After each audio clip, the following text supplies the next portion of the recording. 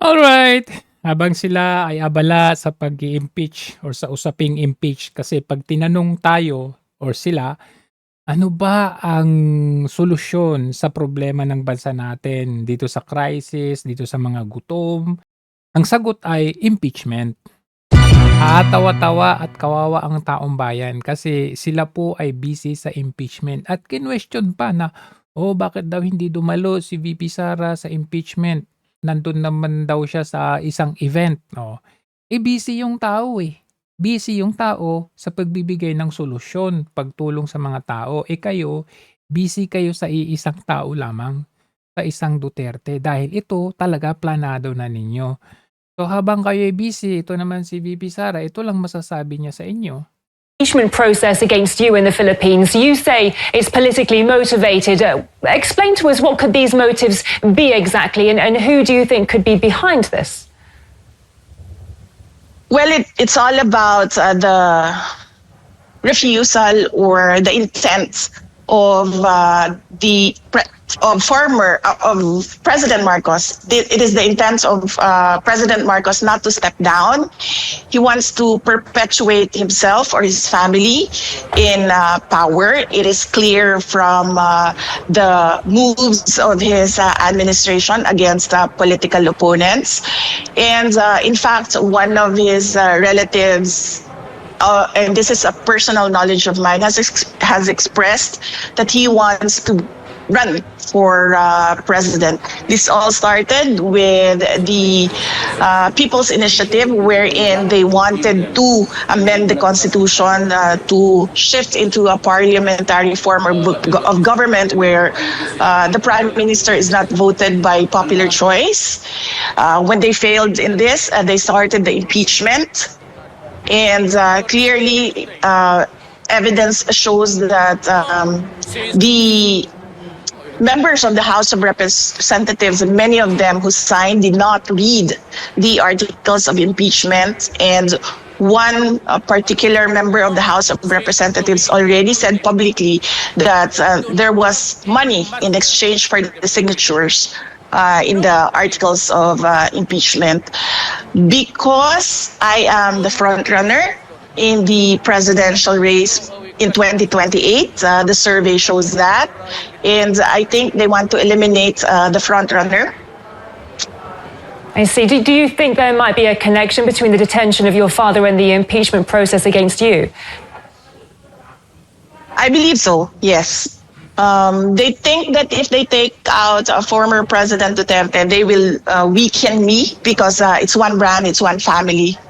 So yan po last year and after that, ano nangyari nung nandun na sa Senate under the leadership of Senate President Chis Escudero, natenga.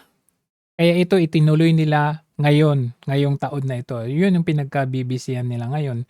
So kung titignan natin pagpasok natin dito pa lang sa una, I mean dito sa impeachment na ito, ang unang banat nila kasi dito is yung threat daw ni VP. Nung last time, ang ano nila is with regard to the salin of VP. Ito naman is yung threat daw ni VP sa walang kwentang presidenteng ito. And of course, as corrected by Congressman Marcoleta, ano naman yun? Hyperbole yun. Kumbaga, if may conditional yun. Pakinggan natin. Recognized. Thank you sa napakabait kong ninang. Mapang-asar din nitong si Marcoleta Alam nyo, I'm still glad kasi kahit hindi siya miyembro, hindi siya pwedeng bumoto, only manifest, nandyan pa rin siya. T.S. Garin at sa ating Madam Chair. Just a manifestation on the video that was played earlier. I'm referring to the video which is the bone of contention, the very basis of why there was an alleged threat to the life of the president.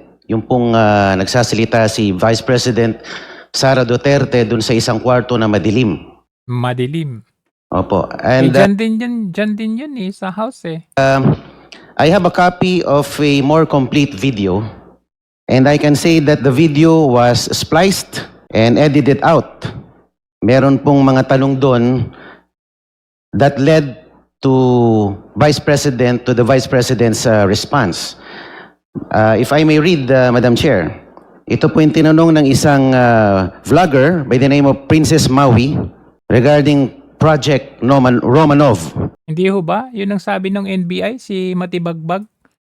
Sabi niya, in the interest of any public official ay puprotektahan natin yan. Public official yan, si VP Sara. And even bago pa si Matibagbag, merong na bring up to the attention of the government na merong operation or Oplan Romanov na di umano ay ikinakasalaban kay VP Sara. Bakit hindi nila pinaimbestigahan yun? Bakit hindi yun ang binigyan nila ng attention? Yun ang dahilan kung bakit nakapagbitiw si VP Sara ng ganyan na hindi naman talaga threat talaga. Kasi because the bringing up of this operation or Oplan Romanov, yun yung sagot ni VP na kapag only and only if pag ako ay, yun lang naman yun eh. So, dapat doon tayo mag-umpisa. Ano ba yung premise niyan? Paano ba at bakit ganyan ang sinabi ng isang Vice President? Ang sinabi ba niya ay, nag-hire ako, nag-contract ako ng hitman para patayin si Bongbong Marcos without any reason kung bakit ganun ang kanyang sinabi at kung yun nga ba ang the whole context ng kanyang sinasabi. So ito yung binibring up nitong si Congressman Marcoleta na kaya naman nabanggit yung mga ganung kataga ay dahil dito. Baka po totoo yung sinasabi nila or naririnig namin na may Operation Romanov sa inyo na balak kayong ubusin. Bago po niya binanggit yun, ni Sara Duterte, meron pong nagtanong sa kanya na vlogger about it was a concern about the threat on her life. So, ang Project Romanov ay hindi talaga para magplano na sa buhay ng ating Pangulo, kundi initially para ubusin ang mga Duterte. Base dito sa tunong ni Ubusin ang mga Duterte. Princess Maui. I have a copy of the more complete video, Madam Chair. Ayaw nila yan. Ayaw nila yung complete copy.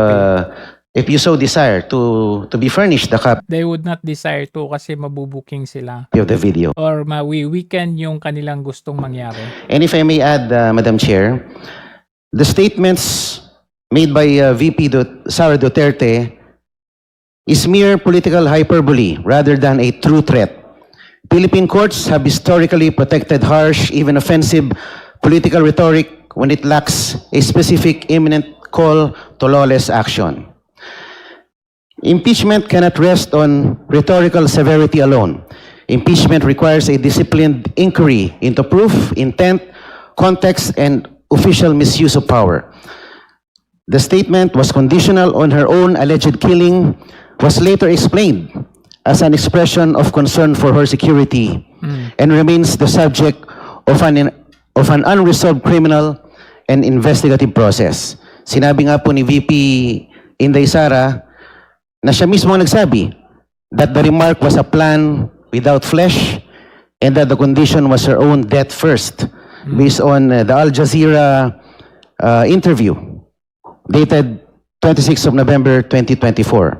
Unless the House can prove that the Vice President made a serious operational instruction to an identifiable person or used her office to advance such plan, the allegation is better treated as a matter for criminal investigation and political censure, not as a self-executing basis for removal from office. And if I may end this manifestation, Madam Chair, based on the fourth verified complaint itself, the allegation arises from a statement made during a press briefing framed as a conditional and dependent on a hypothetical scenario.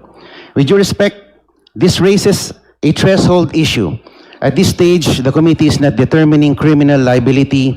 It is determining whether the complaint alleges sufficient grounds based on its contents. A statement standing alone without an overt act, without corroboration, and without evidence of execution remains an allegation. And Madam Chair, Habang pinapanood po natin ang mga video ni VP Sara, ang Pangulo ay nananatiling buhay na buhay, alive and kicking, at nakakapag-jumping jacks pa. Oh. Kung titignan natin, ang binring up dito ni Kong Marcoleta, ito ay, ang premise nito ay may nagtanong kasi na isang vlogger. At ang tanong niya, mag-ingat po kayo madam, kasi merong threat sa buhay mo. So it's an original threat towards the Vice President of which hindi binigyang pansin ng sarili nating gobyerno. Bakit? Wala silang pakialam kay VP. So, doon sila humugot sa sinabi ni VP. Humugot sila sa sinabi ni VP, hindi sila humugot doon kung bakit may sinabi ni VP yung ganun. Humugot sila sa sinabi ni VP tapos wineponize nila yun as one of the grounds of impeachment. Ang galing. Sobrang kagalingan. And in fact, inexplain pa nga yan ni VP eh. 'Di ba? Sa isa sa kanyang mga inexplain niya na may nagtanong sa kanya. Pag namatay ako, I already asked a person to take revenge against 3 individuals. Take revenge. Ibig sabihin, revenge. Maghihiganti ka kasi ginawa mo na ito sa'yo bago mo gawin ng isang bagay. So, higanti, revenge, from the term revenge. Hindi naman ikaw yung una. Kaya nga revenge eh. So, ito ikinumpara pa ni VP ito doon sa nangyari kay Ninoy Aquino na namatay na lang na basta-basta, hindi man lang niya naipagtanggol ang sarili niya. Sabi niya, I'm no Ninoy Aquino. Iba ako sa kanya kasi ako, ito ang gagawin ko. So, my question now to the administration, is revenge from the grave a crime? Crime ba yun? Patay na yung tao, naghiganti yung patay. Crime ba yun? Anong crime? So, but you already talked to a person Yes. to do that Yes. in the event You already talked to a person. that you get killed. Yes. Ano ang go signal ng taong kinausap ni VP Sara? Alam nyo ang go signal? As simple as kapag pinatay siya. Once na patay si VP Sara. Hindi patay dahil sa sakit Pag pinatay nila ako, sabi nga eh. So yun yung activating button kapag pinatay siya. Saka na lang gagalaw without even a command, without even a word na, oy, patayin nyo na to. Wala, yun yung go signal. Pag pinatay si VP, automatiko ang kinausap ni VP Sara, patayin din yung tatlong yun. Yes. So that much is clear. Yes. So I have to die first. I have to die first. They have to kill me first. They have to kill me first. So now they can't kill me anymore. Actually, sigurista move. Kasi hindi na nila itutuloy kung ano man ang balak nila. Kasi nga yung na-bring up yung Romanov yung Oplan or Operation Romanov, hindi na nila maitutuloy yan kasi alam nila na nag-contract si VP ng papatay sa kanila pag ito ay ginawa nila. Kumbaga, sige, subukan mong gawin ito, ito yung mangyayari sa'yo. Hindi mo na yung gagawin kasi alam mo yung mangyayari sa'yo pag ginawa mo yan. Unless they want to die. Kaya, hindi nakaganti si Benigno Aquino Jr. kasi hindi siya nagbilin. Junior o hindi, senior. But you know, Benigno Aquino Jr. is not Sara Duterte. So, ibang tao din siya. Ibang tao din ako. This is a reply to the statement issued. Okay? So, ang tanong, sino ba yan? Sino ba yung vlogger na yan na nagtanong kasi ng ganyan at bakit naging ganun at ang pahayag ni VP Sara? Yun yung magandang tanong kasi dapat ito, kung talaga not for katotohanan ang hinahanap nila dito sa impeachment, hindi nila putulin. At least man lang umpisahan nila doon sa kung bakit gano'n ang sinabi ni VP Sara. Kasi kung titignan ninyo, ang nilalagay lang nila, yung shortcut ba na nag-hire ako ng papatay sa tatlong ito. Yun lang, as simple as that.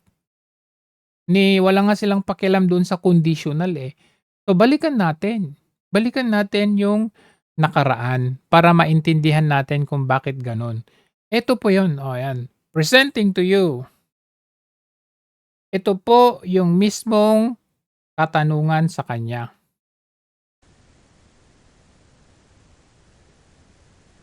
Diba? Princess, you're raising your hand.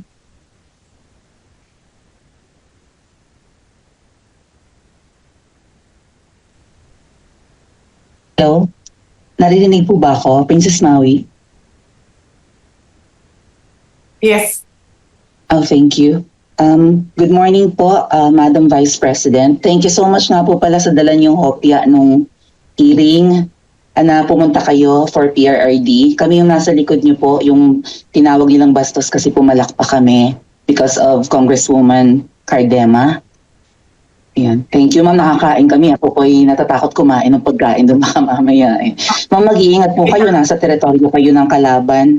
Okay lang Nag-aalala po dito, kami para- ma'am, kasi sila naman ako Sila talaga yung bastos You reap Opo, what you okay. sow. Yeah. Mag-iingat po kayo kasi sa dinami-rami po ng inyong mga pasabog ngayong gabi, it seems like marami po talaga kayong alam about them, no? Dahil sa pagkakasama niyo sa kanila during the campaign and during the 2022 elections. Baka po mamaya kasi totoo yung mga naririnig namin or yung, I don't know if it's true, na meron daw silang Operation Romanovs and baka bala kayong ubusin ang inyong pamilya dahil hadlang kayo sa kanilang mga balakin in the future. So mag-iingat po kayo. Kami po kasi kami ng EDSA Friday Group, kami Balak po kayong ubusin. Ayan. So, kukunin natin yung context na yan. Balak po kayong ubusin ng mga Duterte. Kasi mamaya, intindihin natin kung ano ba yung Oplan or yung Romanov na yan. yung bumababa every Friday dyan sa EDSA because we believe yan yung tamang venue sa dinami-rami na ng problema natin. Ang kaya lang naman po namin gawin ay manawagan na bumaba na yan. Ano po kaya ang remedy naman ninyong mga nasa posisyon or ng mga kayang labanan itong napakarami na pong ginagawang korupsyon at krimen laban sa taong bayan? Ano po ang pwede nyo maging remedy para matapos na ito? Lalo't nagsisigaw na po ang taong bayan na mag-people power na. Yes. Huwag kang mag-alala, ma'am, sa security ko. Kasi may kinausap na ako na tao. Sinabi ko sa kanya, kapag pinatay ako, patayin mo si BBM, si Lisa Araneta, at si Martin Romales. No joke. No joke. Nagdilin na ako, ma'am. Pag namatay ako, sabi ko, huwag ka tumigil hanggang hindi mo mapatay sila. Oh. And then he said yes. Oh. So, Yun po yung context niyan. Yun ang the whole context ng sinasabi niyang patayin mo lahat sila. Bakit hindi nila isinama yung tanong kung bakit ganito ang sinabi ni VP? Kasi very important yun Unang tanong natin sa isang crime, bakit mo ginawa yun? Alam nga naman basta ginawa lang niya yun. Tanong mo sa kriminal, sa suspect, bakit mo ginawa yun? O di alamin mo kung bakit ginawa. O ang tanong natin kay VP, bakit mo sinabi yan? O di tignan natin ano ba kasi ang tinanong sa kanya? Bakit ganun ang sagot niya? Ang pinakita lang nila dyan sa impeachment, ito lang, yung part lang na sinabi ni VP. That's being unfair. Kasi gusto lang nilang itanim sa kaisipan ng taong bayan na threat, it's a plain threat yung sinabi ni VP Sara. That's not being fair to the impeachment kung talaga sila. Kasi kung fair sila, they would give very important solution or answer to that. Ano ba yung Oplan Romanov na yan? But they won't. Bakit? Baka sila nga. Sila nga yung nasa likod ng Oplan Romanov na yan. Bakit? Ano ba yung Romanov na yan? O sige, para mas maintindihan natin, kasi meron pa sa atin ang hindi pa nakakaalam ng Romanov. Pero bago natin alamin ang Romanov na yan, kasi bukod sa sinabi ni VP na bring up yung Romanov dito sa Zoom na ito, Zoom meeting na ito, pinasok din nila itong Romanov na ito kay Mayor Baste.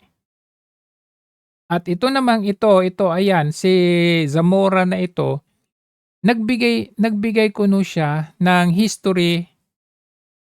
Wait, Nicolas II. ayan, nagbigay daw siya ng history about Romanov pero mali-mali. O, tingnan muna natin ito. Just a simple message sa ato ang Pangulo. Simple message kay Presidente. From now on, before you go to bed,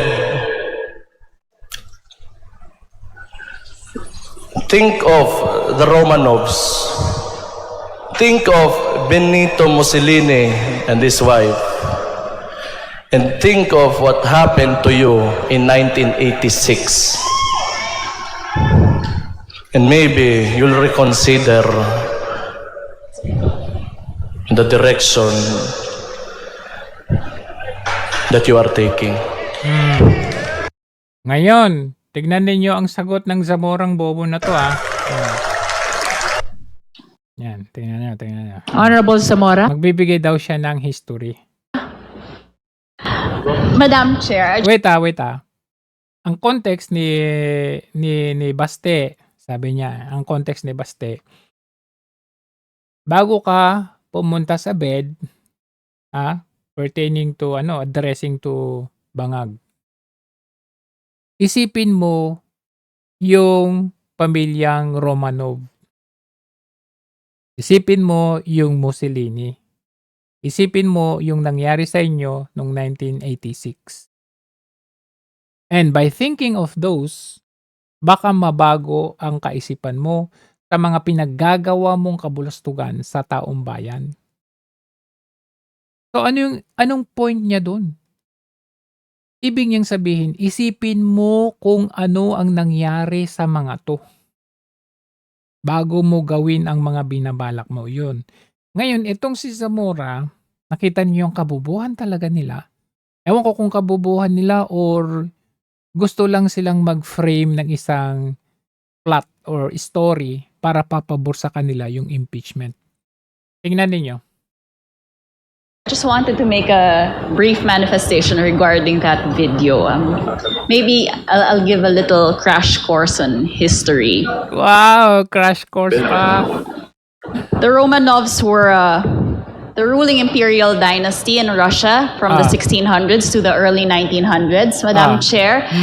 And why? Sila po ang royal family noong 1900s until 1917. Parang ang Marcos family, royal.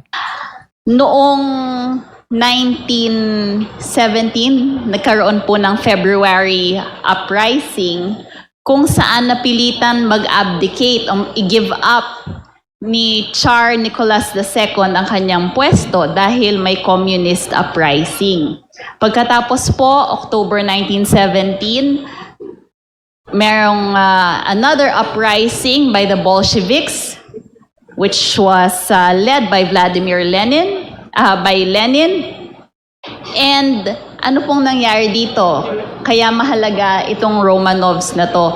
Sila po, ang buong pamilya, ang mag-asawa na si Tsar Nicolas II, si Tsarina Alexandra at ang kanilang 5 anak ay kinuha, nilagay sa isang house sa Siberia at isang araw pinagpapapatay po silang lahat. So, yun po ang reference, nakababahala po ang reference nila sa Romanovs. Bakit naman din po nila babanggitin si Benito Mussolini? Sino ba to? Ang fascist dictator from 1922 to 1943 ng Italy.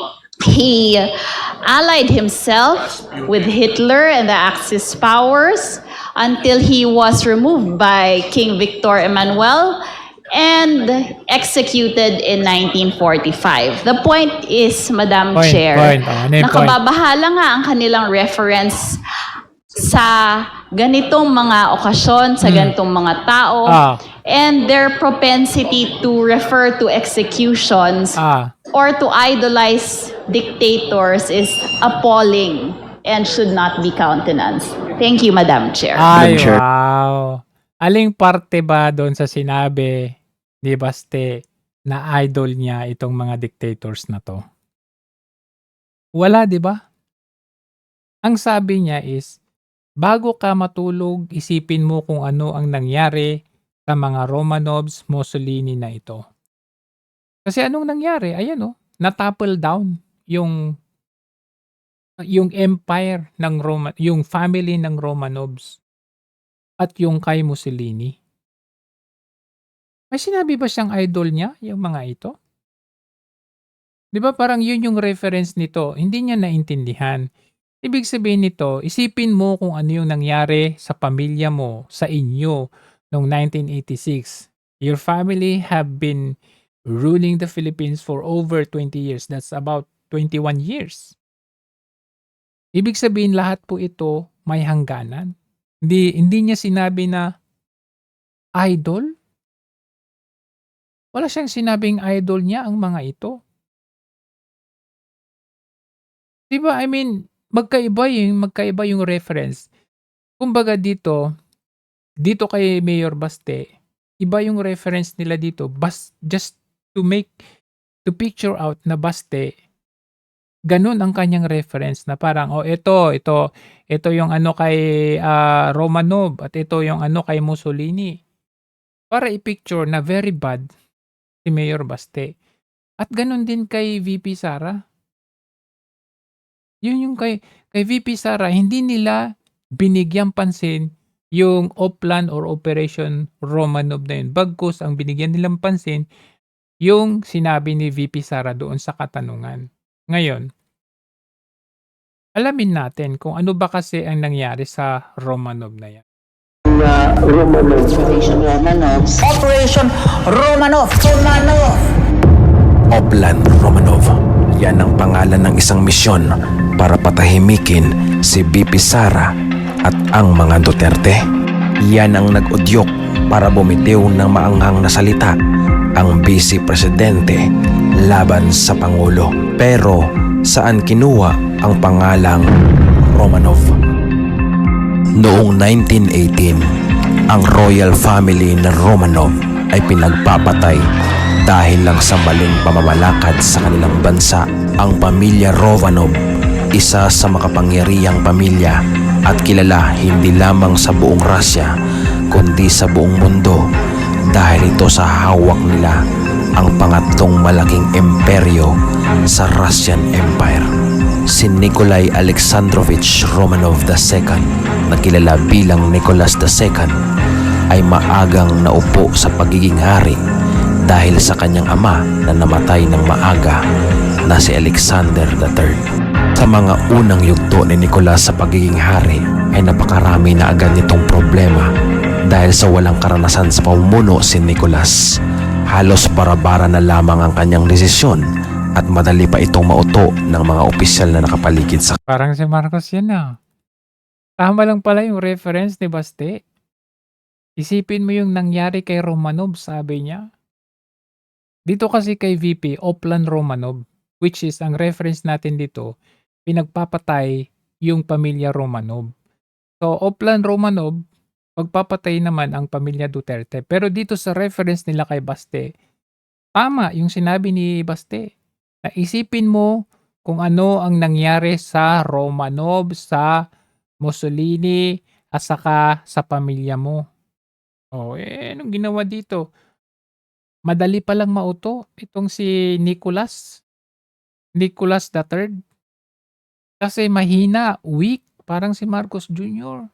Walang experience kasi minana lang sa tatay. Sa kanya, kung kaya't nagresulta ito ng maling pamamalakad at kaguluhan sa buong imperyo. Nagumpisa ang lahat ng kalbaryo noong sumiklab ang digmaan ng mga Hapon at Ruso noong 1904 at natalo ang Russian Empire at nagresulta sa matinding kahihiyan ng mga tao sa Russia at ikinagulat ito ng buong mundo dahil kinikilala ang bansa sa buong mundo sa pagiging makapangyarihan nito. Mas lalo pa itong tumindi noong 1914 dahil sa gutom ng mga tao. Sa parehong taon, sumiklab ang unang digmaan pangdaigdig at imbes unahin niya ang problema ng kanyang bansa, ay mas pinaboran niya ang pagsali sa digmaan. Habang may digmaan, Parang si Marcos nga talaga, no? Imbis na unahin ang problema ng bansa, impeachment. biglang umalis si Nicolas sa pamamahala at pansamantalang itong pinalitan ng kanyang asawa na si Alexandra na wala namang alam sa pakipagdigma at maraming nagutom na sundalo. At dahil sa kakulangan sa budget ay mas minabuti na lang nila na umalis sa digmaan. At noong 1917, pumutok ang isang napakalaking protesta sa tawag na 1917 Russian Revolution upang patalsikin na si Nicolas II at wakasan ang Romanov Dynasty na namuno ng mahigit 300 taon. At nagdesisyon si Nicolas na bumaba sa pagiging hari ng Russia. Dahil sa desisyon ni Nicolas na uwi ito sa isang power vacuum, ang pag-aagawan ng kapangyarihan ng iba't ibang mga partido. At dito nga nabuo ang White Army, isang anti-communist pabor sa pagbabalik ng mga Romanov family. Habang ang Red Army naman ay isang komunista or mas kilala sa tawag na Communist Bolshevik na pinamunuan ni Vladimir Lenin. Noong nag-umpisa ang bakbakan ng dalawang partido, pinapunta ng mga Bolshevik ang Romanov family sa isang bahay sa Yekaterinburg at pinadalhan ang pamilya Romanov ng peking sulat na gawa-gawa mismo ng mga Red Army o Bolshevik na palalayain sila sa madaling panahon. Ngunit walang kaalam-alam ang pamilya na ito na pala ang kanilang huling araw. Habang naghihintay ang mga Romanov sa kanilang paglaya, papalapit naman ang White Army upang i-rescue ang buong pamilya. At ito ang paraan para pabagsakin ang Red Army. At ito ang kinakatakutan ni Lenin na leader ng Red Army. Kaya't gumawa ito ng isang desisyon na makapagbabago ng kanilang kasaysayan ay ang patayin ang bawat membro ng Romanov family. Kaya July 16, 1918, pinababa si Nicolas kasama ang kanyang pamilya at mga katulong sa basement ng bahay. Kunwari, kukunan sila ng litrato ng buong pamilya. Habang naghihintay sila, may pumasok na isang lalaki. Sumunod, pumasok ang mga sundalo ng Bolshevik at bago pa magsalita si Nicolas, ay walang habas nito pinagbabaril hanggat sa wala ng matirang buhay sa kanila. At ang mga labi ng bawat membro ay inilagay sa isang drum na naglalaman ng asido upang hindi ito madiskubre. Dahil dito, nagtagumpay ang Red Army na itatag nila ang kauna-unahang komunistang bansa sa Russia na Soviet Union o USSR. Pagkalipas ng 60 taon, may nadiskubring tira-tirang buto ng pamilya Romanov gamit ang DNA test. Ngunit nanatili itong sikreto hanggang sa bumagsak ang Soviet Union noong 1991 at dito na inilahad ang lahat ng kwento sa Romanov family. Masama ang nangyari sa pamilyang ito sa hindi makatarungang pamamaraan. Oplan Romanov, kung totoo kaya ito, ang tingin ba sa mga Duterte ay isang mga Romanov? Tinanggal ang mga Romanov dahil sa revolusyon. Ganon din ba ang mga Duterte para mawala ang kanilang kapangyarihan? Totoo kaya ito o isang fiction lamang? So, kung dito tayo magre-reference, yun pala ang plano kay VP. Yung Oplan, itong tanong yung ayan, yung tinanong sa kanya, ayan. 'Di ba? Yung tinanong ni Maui kay VP na mag-iingat po kayo dahil may usap-usapan na may planong Oplan or Operation Romanov po sa inyo na magpapamilyang Duterte na kayo'y patayin lahat. Kasi yun yung nangyari sa pamilyang Romanov. Kasi yun nga, kaya pinatay yung pamilyang Romanov during that time kasi nga sobra na raw yung kanilang pamamalakad or yung pagiging diktador. Yun yung ginawa. So, pinagpapatay sila, kumbaga parang massacre. So, ganun ang parang, kaya tinerm na Oplan Romanov dito kay VP Sara dahil yung buong dinastiya ng Duterte ang gagawin. Ngayon, in contrast naman dito sa sinabi ni Mayor Baste na bago ka matulog, Bongbong Marcos, isipin mo yung nangyari sa Romanov. Well, this is completely another story. Kasi yung Romanov dito ay galing doon sa isang vlogger. Dito naman sa kabila ay galing mismo na isang ano siya, parang warning, precautionary na sasabihin, isipin mo muna bago ka matulog, isipin mo yung nangyari kay Romanov, Mussolini, at sa pamilya mo. Yun ang contrasting reference nun, magkaiba po yun. Pero nakakatawa kasi Sa Araneta at si Martin Romales. No joke. No joke. Nagdilin na ako, ma'am. Pag namatay ako, sabi ko, huwag ka tumigil hanggang hindi mo mapatay sila. Putol. Putol ang istorya nila dyan sa impeachment.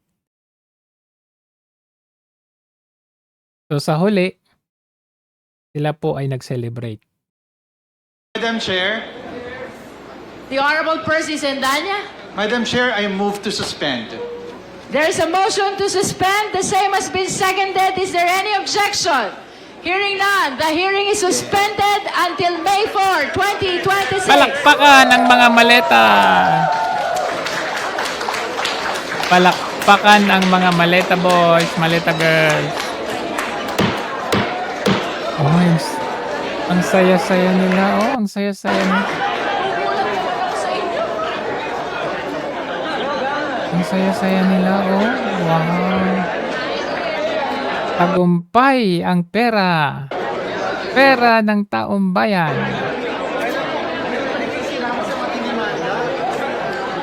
Grabe, no? Celebrate na yan.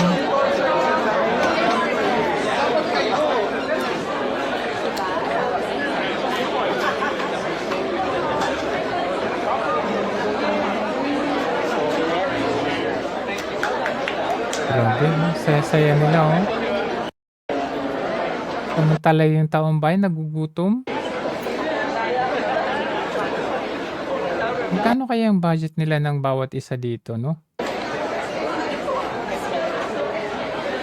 Grabe kayo.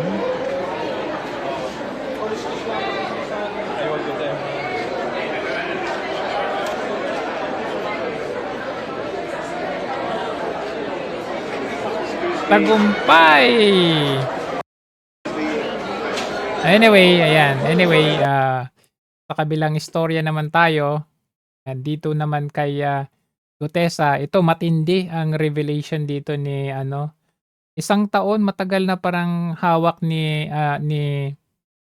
former Congressman Mike Defensor yung video na ito. Ngayon lang niya inilabas na talagang namang palang tinakot itong si Gutesa. Hawak pala nila. Sabi, malala yung sinabi ni Boyeng Rimulya na bakit hindi siya pumunta rito? Sabi niya gano'n. Kung talagang gusto nilang mag-testify, pumunta sila dito. Nasaan siya? Pinatawag daw ng NBI nung time na yon. Ay DOJ. Hindi raw pumupunta. Yung pala, hawak nila. Yun yung kasi hinahanap natin si Gutesa during that time. Nasaan kaya siya? Ngayon, ang palabas nila, pinatawag naman daw na ni Rimulya si Gutesa. O bakit daw hindi siya pumunta? Yung pala, Kalong-kalong pala nila. So ito pala yun. Panoorin natin yung video. Mr. Flores na dito ko ipi-play. So, gagamitin ko lang tong speaker ko mismo for fear na lalong gipitin si Sergeant Gutesa. Pero ngayon naman, na ginamit na ng gobyerno yung kanyang affidavit. Sana naman, again, apila kay Ombudsman Boying Rumilla, bigyan ng protective custody. Hanapin. Bigyan ng pagtatanggol, seguridad, si Sergeant Gutesa at ang kanyang pamilya. Okay, tingnan natin.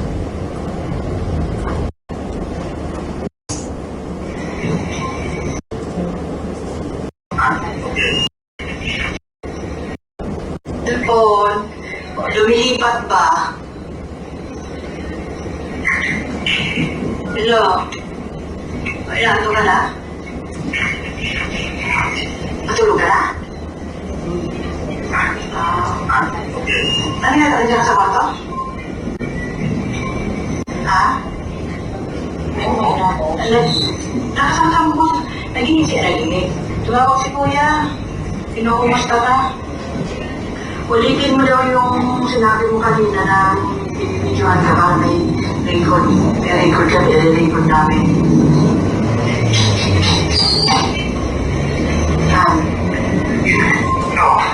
Yung tungkol dun sa affidavit na sino ba may gawa nun? Ikaw o sila? Sila. Inari ko daw lang. Sabi-sabihin? O sabihin mo kung ano nangyari doon para may record namin. Yun nga. Pinidyohan ako ng nakaraan araw. Tapos binasa ko yung statement na may mga sinigit sila na hindi naman totoo. Na hindi na si Maclean na pati si Defenso. Na sinabi nila doon sa statement na pinagabuhan ako ng pera, mamayaran ako. At sinabi pa doon na hindi kasi wala akong alam doon sa delivery doon sa bahay ni Marquez. Yan lang mong nakalagay doon na ayaw mo dapat naman. At hindi naman ako gumawa ng statement na sila naman. Yun lang ang pinirmahan mo? Yun lang yung nasingit doon sa ano ko. Saan ba yan? Sa pinakahuli? Hindi, nasa na yun. Parang gitna? Dahil sa 20 yung kita ko na, tapos may upang 20 ko. Ang pera. Ba't ang haba naman? Sila po eh. Pero yung affidavit mo nung una, nandun pa yun. Wala, yung iba. Bago na yung ginawa. May ginawang panibagong affidavit para basahin mo. Pinangako naman sa'yo nung una, nung pinirmahan mo, hindi na ilalabas yun. Sabi nila, hindi ilalabas. Bakit ka pa nila pinabasa? Anong sense nun? Hindi ko alam po. Dadali daw sa korte para mawala na yung kaso ko. Yun yung sabi. Nung ayaw mong basahin, anong ginagawa nila sa'yo? Pinipilit ako basahin ko eh. Kaya ulit ko ba? Anong kapalit ng pag hindi mo binasa? Para daw manahimik ka ngayon, wala nang magbubulo dyan sa inyo. Wala naman ang gulo. Oh, grabe Sa no? amin What a revelation. Sa totoo lang, Han, wala nang gugulo sa amin. Sila lang ang gugulo sa amin. Sila ang gumagawa ng ng paraan para manggulo. Sila nananakot sa amin eh. Kaya sabi ko sa'yo ng nakaraan, gusto ko nang gulong-gulo na yung utak ko eh. Hindi na ako makatulog. Mag-ano ka muna, bago ka natulog, meron ka muna maligang na tubig. Para ma-relax yung muscle mo.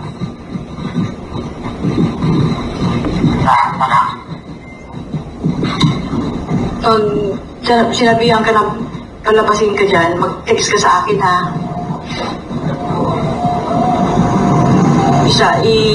Ano mo agad sa akin, text mo agad sa akin. Ako yung sakali, pamantayin mo lang sila doon kung may hearing ng korte, pamantayin mo na lang sila sa sini. Babantay talaga sila doon. May isa sa loob, may isa sa labas. Tatlo yan, tatlo daw. Kasi pag pinalabas ka, may contact na kami doon sa loob, doon ka na lang muna sa loob. Hindi ka na lalabas doon. Hindi ko alam mo. Plano nila sa akin. Yeah. Grabe, ano? Telefon. Grabe pala yung ginawa nila. It was recorded last year pa po. Last year. And that was the last conversation of the wife to Sir Nicolesa. Kasi nag-worry ako sa kanya, hindi ko siya nakikita. Nag-worry ako, hindi ko nakikita. So, sabi nung isang kasama, I think kaya sinabi, di ba, nung si Kuya kung pwedeng record ninyo. And, confidentially, nasend sa akin. Sinend niya siguro dun sa isang kasama niyang ex-marine. So parang sinasabi na ito, buhay naman. Except, kung napansin nyo, ang sinabi niya, di ba, hindi ko lang kung palalabasin ako. Pag pinalabas ako, paalalayan niyo ako. Yun yung Senate hearing dapat na hindi natuloy. Na kung palalabasin ako, sabi, sige, may contact na kami sa loob and hindi ka namin papalabasin na. The plan then was, pag pinalabas siya, hihilahin namin siya sa office ni Senator Marcoleta. Isisecure na muna namin siya. That was the plan then. Pero yun nga nangyari, hindi lumabas. Hindi siya napalabas. So, diba yung sinabi doon, number 1, iniba ang affidavit at ang sinasabi na bayaran ka ni Marcoleta at ni Defensor. And that number 2, wala kang delivery sa bahay ni Martin Romualdez. Kaya, ito yung panawagan ko ngayon.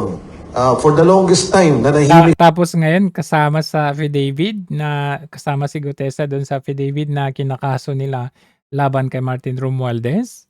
Ako, tinitiis ko yan kung ano yung ginawa nila kay Gutesa. Pero ngayon naman, ginamit na ninyo sa kaso. Kasama nyo na sa kaso, sinabi nyo na na yung mga sinasabi niya ay sangkap doon sa final kay Speaker Martin Romualdez. And nananawagan ako kay Ombudsman na kung maaari, within his authority, within his of influence, ay maprotektahan na. Makuha si Sergeant Gutesa, mapalabas na at maprotektahan siya at ang kanyang pamilya. Dahil ang paniwala ko, Wilson, siya lang, hindi matatakot si Gutesa. Kung siya lang, hindi atras. Pero, again, narinig nyo naman, di ba? Sabi, titigilan na kayo. Sabi niyang kaso, aatras yung kaso sa iyo, yun yung kaso sa affidavit na i-file sa Manila. Na sinabi doon na siya ang kakasuhan pa. So, yun yung binabanggit doon. So, again, thank you sa inyong lahat for that opportunity. Kasi ngayon ko lang ito nilabas. First time. Tapos, huli sila sa kanilang mga pinaggagawa. So anyway, wrap up natin dito sa nangyari sa impeachment. Sila po ay masaya, nag-celebrate na sila dahil established daw yung probable cause and of course, wala nang problema eh. Sabi nga ni Pong Marcoleta, wala namang problema pag i-open nyo yung box na yan. In fact, mas gusto ko pa nga i-open nyo yung box na yan. Para makita natin kung ano talaga, but make sure na wala kayong nalalabag na batas. Kasi tignan ninyo, JJ Suarez, ano sabi niya? Natakot din sila na i-open yung box kasi sunod-sunod yung mga petition at kaso na i-file na nila VP Sara dyan sa Korte Suprema at sa QC Trial Court. Oh, yan nakasuhan sila Tendanya, De Lima, yung mga grupo nila diyan. O di meron pa silang sasagutin. O natakot sila. Kasi while they can defend and defend and defend na, oh ito, constitutional ito. Pero later on, natakot din sila na meron silang kaso or napetisyonan sila. Mamaya ipatawag yan sila sa Korte Suprema. Mag-oral arguments sila niyan. Anyway, dito naman kay Mike Defensor, ang kanyang revelation na yung ang tagal na pala niyang itinago, no? Yung video na yan. Siguro kung mas maaga na rin niyang inilabas niyan, nakita natin na mas na-establish pa natin na ito pala, ginipit pala si Gutesa. Ang hindi alam ng Marcos administration na meron din palang naka-ready na 18 Marines na magsasalita. Kasi ang sinasabi nila dati, wala naman nagko-corroborate sa sinasabi ni Gutesa. Wala daw Kaya inignore nila yon. Inignore nila.